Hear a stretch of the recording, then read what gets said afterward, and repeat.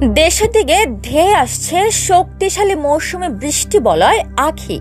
আগামী 24 অক্টোবর থেকে 29 কিংবা 30 অক্টোবর পর্যন্ত বাংলাদেশ জুড়ে সক্রিয় থাকবে এই বৃষ্টি বলয়। আবহাওয়া পর্যবেক্ষণকারী বেসরকারি সংস্থা বাংলাদেশ ওয়েদার অবজারভেশন টিম সংক্ষেপে BWT জানিয়েছে, আঁখি একটি পূর্ণাঙ্গ ও শক্তিশালী ক্রান্তীয় বৃষ্টি বলয়, যার প্রভাবে দেশের প্রায় সব অঞ্চলে কম বেশি বৃষ্টি হবে। সংস্থাটির মতে এই সময় দেশের দক্ষিণাঞ্চল থেকে শুরু করে মধ্য ও উত্তরাঞ্চলে ভারী থেকে অতি ভারী বৃষ্টিপাতের সম্ভাবনা রয়েছে।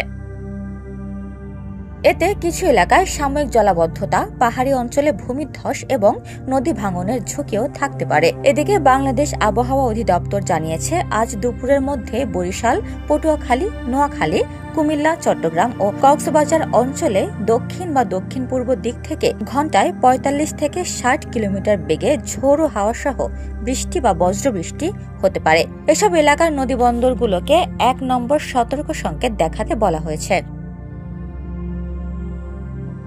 আবহাওয়াবিদরা বলছেন, আঁখি বৃষ্টি বলয়টি কৃষির জন্য কিছুটা উপকারী হলেও অবকাঠামো, নিম্নাঞ্চল ও উপকূলীয় এলাকায় বন্যা ও ক্ষয়ক্ষতির আশঙ্কা তৈরি করতে পারে। সবাইকে সতর্ক থাকার পরামর্শ দিয়েছে বাংলাদেশ আবহাওয়া অধিদপ্তর। উপমা রায়, সোনালী নিউজ, ঢাকা।